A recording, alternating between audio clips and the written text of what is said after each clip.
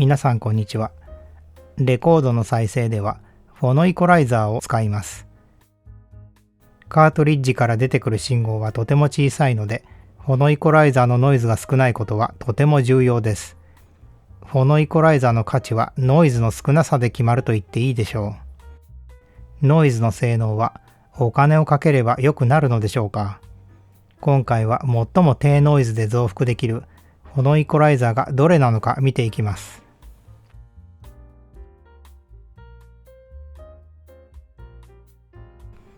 フォノイコライザーにはカートリッジから出る信号を増幅するためのヘッドアンプが内蔵されています。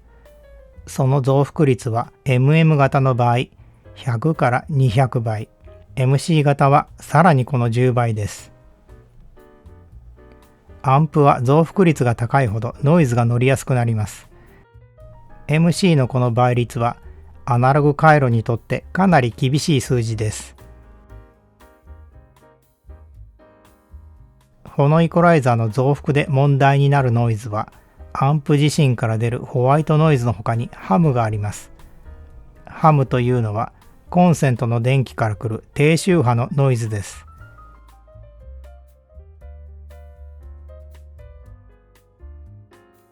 こちらは電音 DL103 で再生した無音溝の特性です。無音溝というのは信号が記録されていない溝を針が擦った時のノイズです。ハムを含めたノイズの合計がこの線より下にあれば影響しません。これがフォノイコライザーのノイズ性能の目標になります。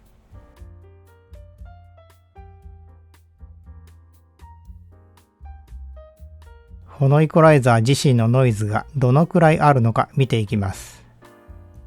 今回用意した機器はこちらです。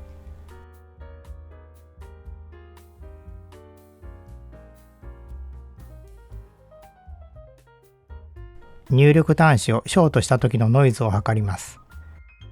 80年代のアンプはテープの録音端子からフォノイコライザーの出力が得られます。イコライザーは物によって増幅率が違いますので、レコードの基準信号を使って揃えます。それでは測定結果を見ていきます。まずはオーディオテクニカの製品です。MC 入力のノイズが多いようですが、無音溝のレベルを下回っています。MM 入力の方は十分小さいようです。このノイズは多いのか少ないのか、これだけではわからないので別の製品を見ていきます。ソニーのアンプ内蔵イコライザーの性能を見ていきます。さすがに80年代の製品は優秀です。ところどころ見えるピークはハムノイズですが問題ないレベルです。電音の3万円のアンプに内蔵されたイコライザーの性能を見ていきます。これはソニーより優秀です。素晴らしい性能ですね。ハムノイズがほとんど見えません。このアンプの電源トランスはシールドカバー付きのトロイダルトランスでしたから、これが貢献しているのかもしれません。こちらは最近の AV アンプ内蔵イコライザーの結果です。ソニーに少し劣りますが問題ない性能です。MC カートリッジは MM の10倍の増幅が必要でした。足りない10倍を稼ぐために小圧トランスという選択肢があります。これは単に巻き線の比率で増幅するデバイスですから、電気的な増幅で10倍稼ぐ場合と違ってノイズが加算されません。これはテストに使う小圧トランスです。増幅率は10倍です。このトランスを使って測定した結果を見ていきます。まずはオーディオテクニカです。太い線が小圧トランスの結果です。多少ハムが乗りますが、それ以外は MM ポジションとほぼ同レベルです。この製品は MC のスイッチを使うよりトランスを使った方がずっといいことがわかります。ソニーもトランスの方が低ノイズです。これはかなり優秀です。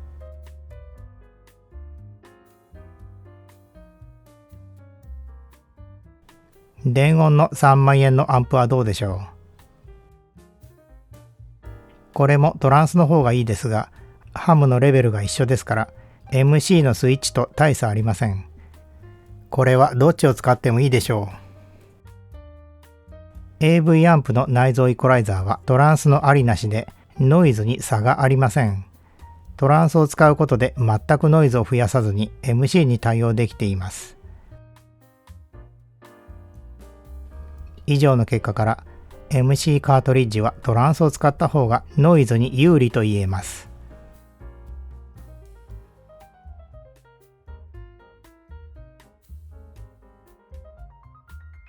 小圧トランスはノイズに有利でしたが、音の方はどうでしょう。小圧トランスに固有の音色があるのか確認します。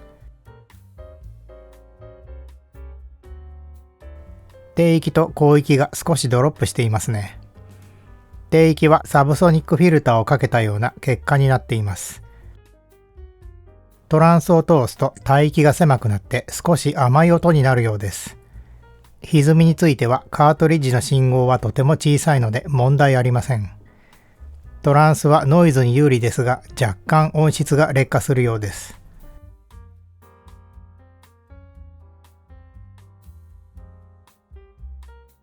最近のレコードプレイヤーはフォノイコライザーを内蔵しています。この性能を見ていきます。これは TIAC のレコードプレイヤーに内蔵されたフォノイコライザーのノイズです。十分な性能です。この製品は内蔵イコライザーをスルーできる端子がついています。これを利用すれば外部のイコライザーや MC カートリッジが使えそうに見えますがどうでしょうか。スルーで使うとノイズだらけです。MC は無音溝のレベルを超えるので使い物になりません。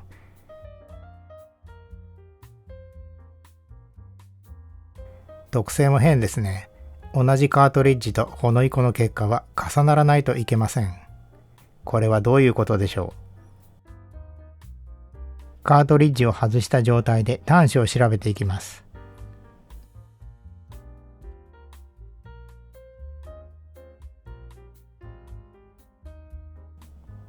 静電容量とインピダンスがありますね。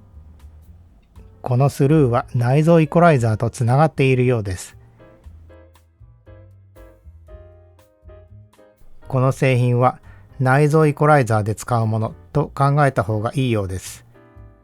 MC カートリッジを使いたい人や外部イコライザーで使いたい人は別の製品を使った方がいいでしょう。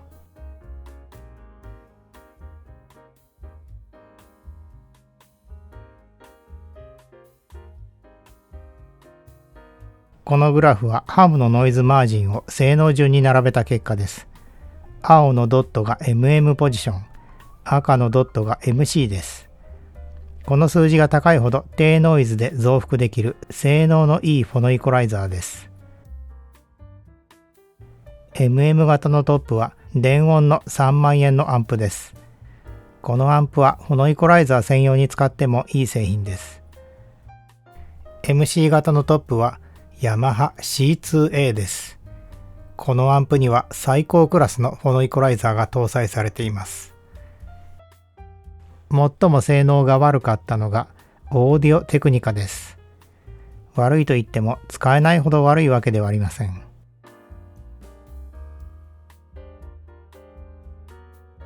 以上の結果をまとめると次の通りです。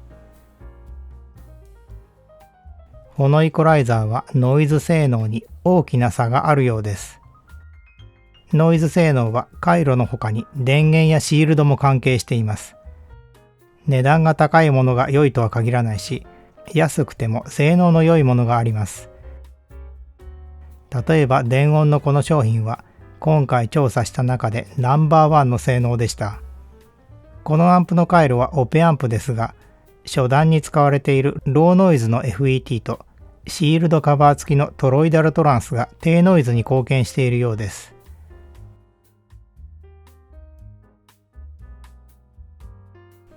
小圧トランスを使った増幅は原理的にノイズが追加されません。このアイテムは低ノイズで MC に対応できる有効な手段ですが、若干音質が劣化します。音質を重視する場合はトランスを通さないで MC に対応するものを選んだ方がいいでしょう。ご視聴ありがとうございました。